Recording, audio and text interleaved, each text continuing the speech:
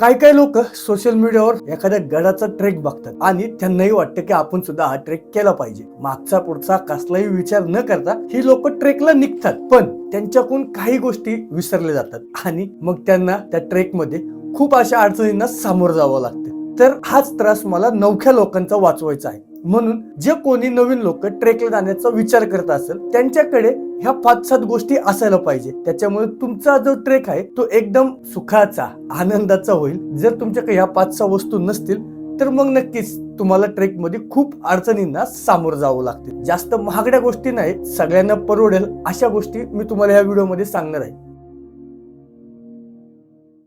मित्रांनो, जेव्हा तुम्ही ट्रेकला जाण्याचा प्लॅन करता तर सगळ्यात पहिली महत्वाची गोष्ट जी असते, जी आपल्याला खरं गरजेची असते, ती म्हणजे ट्रेकिंग शूज. सह्याद्रीमध्ये चालताना दगड, धोंडे, घसरडी वाट, चिखल, पाणी अशा अनेक गोष्टींना आपल्याला तोंड द्यावं लागतं आणि अशा वेळी आपल्या पायामध्ये चांगल्या ग्रिपचा शूज असायला पाहिजे. मी स्वतः जसं मागच्या व्हिडिओमध्ये सांगितलं CTR कंपनीचा शूज वापरतो. या ट्रेकिंग शूज मुळे काय होतं की कितीही तुम्ही ट्रेक करा, पाय अजिबात दुखत नाही, पायाला आराम मिळतो. दगड धोंड्यांची वाट असली तरी पाय दुखायचे चान्सेस खूप कमी असतात. म्हणून तुम्ही एकदा अनुभव घ्या. एखादा ट्रेक साध्या स्पोर्ट्स शूजवर करा आणि एखादा ट्रेक तुम्ही ट्रेकिंग शूजवर करा. त्या दोघांमधला फरक तुम्हाला ट्रेक मध्ये नक्कीच जाणवेल. स्पोर्ट्स शूज दिसायला भारी असतात, ट्रेकिंग शूज दिसायला तितके भारी नसतात. त्याच्यामुळे ट्रेकिंग शूज घेताना त्याचं लुक नका बघू, तुमच्या पायाला कसा आराम मिळेल ते बघा. कारण सह्याद्रीमध्ये ट्रेक करताना आपल्या पायामध्ये प्रॉपर असा ट्रेकिंग शूज असायलाच पाहिजे. आणि जर समजा तुम्ही ट्रेकिंग शूज घेतला तर तो नवीन शूज घालून लगेच ट्रेक करू नका. तो शूज आधीवर इकडे तिकडे कुठेतरी वापरा. 2-3 दिवस तो शूज घालून प्रॉपर चाला, पायाला कसं कम्फर्टेबल वाटते ते बघा, थोडासा वापर करा आणि त्यानंतर तो शूज घालून ट्रेक करायला सुरुवात करा. तर तुम्ही म्हणाले आता ट्रेकिंग शूज झालो आपण ट्रेकला सुरुवात करू, पण तसं चालत नाही. ट्रेकिंग शूज घेतल्यानंतर सुद्धा अजून एक महत्वाची गोष्ट असते, ती म्हणजे बॅग. अनेक जण फक्त एक पाण्याची बॉटल हातात घेतात आणि ट्रेकला निघतात. पाणी पिऊन झालं की बॉटल फेकून देतात. त्याच्यामुळं एक सगळ्यात महत्वाची गोष्ट, आपल्या जवळ एक ट्रेकिंग बॅग असायला पाहिजे. ट्रेकिंग बॅग म्हणजे तुमच्या कॉलेजची बॅग किंवा लॅपटॉपची बॅग अशी बॅग नसते. ट्रेकिंग बॅग ही प्रॉपर असते. तिच्यामध्ये जे तुम्ही वजन ठेवणार, ज्या वस्तू ठेवणार आहे त्या प्रॉपर ठेवल्या जातात. प्लस तुमच्या पाठणीला आणि खांद्याला ते एकदम कम्फर्टेबल असतं. पण ह्याच्या उलट जर तुम्ही तुमच्या कॉलेजची बॅग किंवा लॅपटॉप बॅग घेऊन ट्रेक करायला सुरुवात केली, सुरुवातीला बरं वाटेल, पण नंतर जास्त लॉंग ट्रेक असेल तर खांदे दुखायला सुरुवात होती.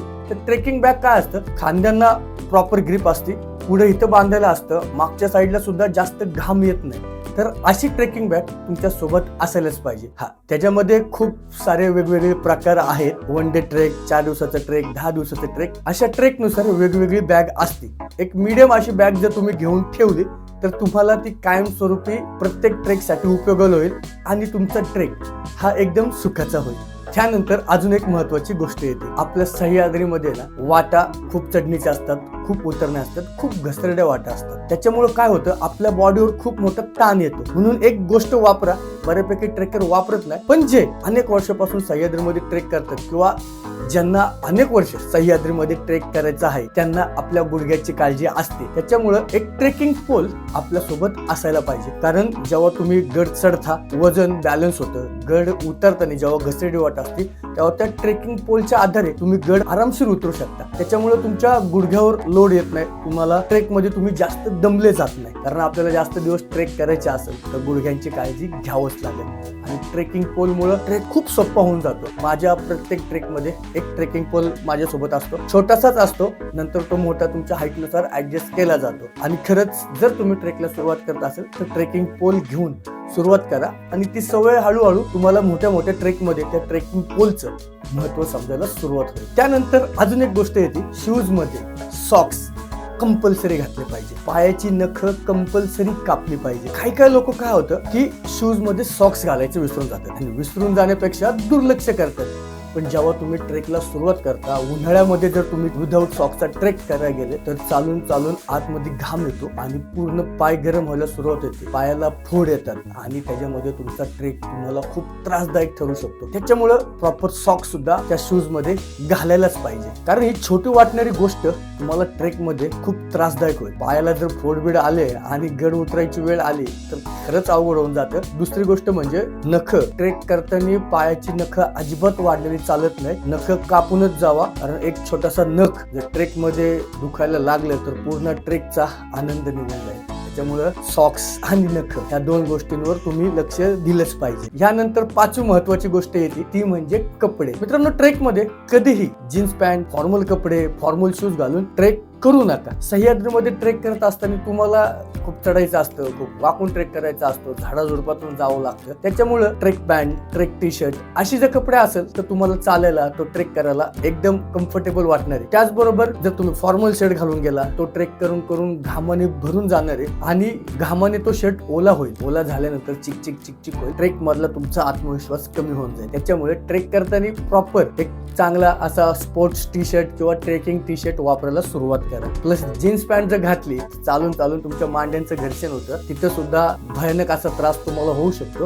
तर ट्रेक पॅन्ट असेल, सगळे ढिल्ली कपडे असेल तर मस्त ट्रेक करायला आनंद वाटतो, कम्फर्टेबल वाटतं आणि ट्रेक सुद्धा आनंददायी होतो. त्यानंतर अजून एक महत्वाची गोष्ट येते, ती पण बऱ्यापैकी लोक टाळतात, ती म्हणजे टोपी. टोपीचा काय उपयोग होतो? उन्हाळ्यामध्ये खूप ऊन असतं, डायरेक्ट सूर्यप्रकाश डोक्यावर घेण्यापेक्षा टोपी वापरा. कारण एकतर ट्रेक करून खूप दमलेला असतो, त्यात ऊन डायरेक्ट डोक्यावर गेलं तर खूप त्रास होतो, त्यात डोळ्यांची आगा व्हायला सुरुवात होते. टोपीमुळे बऱ्यापैकी कम्फर्टेबल वाटतं आपल्याला. त्याच्यामुळे टोपी तुम्ही कोणतीही वापरा, साधी वापरा किंवा गोल वापरा, राऊंड वाली, ते तुम्हाला जशी आवडेल, तुम्हाला जशी दिसेल, कोणती स्टाईलिश टोपी वापरा, पण ट्रेक मध्ये टोपी नक्की वापरा. आणि टोपी झाल्यानंतर हाताला स्लीव्ज असतात, ब्लॅक कलर, व्हाईट कलर, कोणतेही, ते सुद्धा वापरा. त्याने काय होते, आपण सह्याद्रीमध्ये ट्रेक करत असताना झाडाझुडपातून जात असतो, अनेक वेगवेगळ्या अशा वनस्पती असतात किंवा काटे असतात, काटेरी झाडं वगैरे असतात, ते आपल्या हाताला घासू शकतं, एखाद्या ठिकाणी रक्त येऊ शकतं. त्याच्यामुळे ट्रेक मध्ये स्लीव्ज वापरा.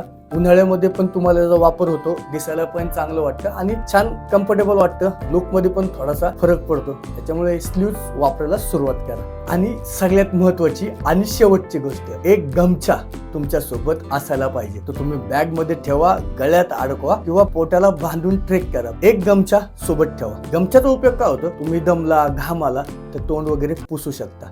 धुळेपासून तुमचं संरक्षण होईल, उन्हापासून सुद्धा संरक्षण होईल. आणि सगळ्यात महत्वाची गोष्ट, आजकाल ट्रेकर लोकांवर मधमाशांचे हल्ले खूप वाढलेले आहेत आणि त्यावेळेस आपली काही तयारी नसते किंवा आपल्याकडे त्या मधमाशांच्या हल्ल्यापासून वाचण्यासाठी आपल्याकडे काहीच नसतो. गमछा तुम्हाला मदत करेल. मधमाशा चावायला आल्या किंवा तुम्हाला वाटलं मधमाशांना आलं का, कमीत कमी त्या गमछाने तुम्ही तुमचं तोंड बांधू शकता. बाकी अंगाला चावल्या तर ठीक आहे, त्याचा त्रास होणारच आहे, पण तोंडाला, नाकाला, डोळ्याला, डोक्याला कुठं मधमाशा जर चावल्या तर चक्कर बिक्कर येऊन पडतात लोक. त्याच्यामुळे तो गमछा असायला पाहिजे. किंवा समजा तुम्हाला वरती चढता येत नाही, पण तुमचा मित्र वरती गेलाय, तो तुम्हाला गमछा देऊन पकडून वरती घेऊ शकतो. तर असा एक चांगला गमछा सुद्धा तुमच्या सोबत असायला पाहिजे. तर ह्या होत्या छोट्या छोट्या गोष्टी, ह्या ट्रेक मध्ये आपल्या सोबत असायलाच पाहिजे. कारण ट्रेकिंग म्हणजे फक्त गडाच्या माथ्यावर पोहोचणं नाहीये, तर तो आपला ट्रेक सुरक्षित सुद्धा व्हायला पाहिजे आणि आनंददायी सुद्धा व्हायला पाहिजे. आणि मित्रांनो, तुम्हाला मी ह्या ज्या गोष्टी सांगितल्या, त्या गोष्टीतल्या तुम्ही कोणत्या गोष्टी वापरता आणि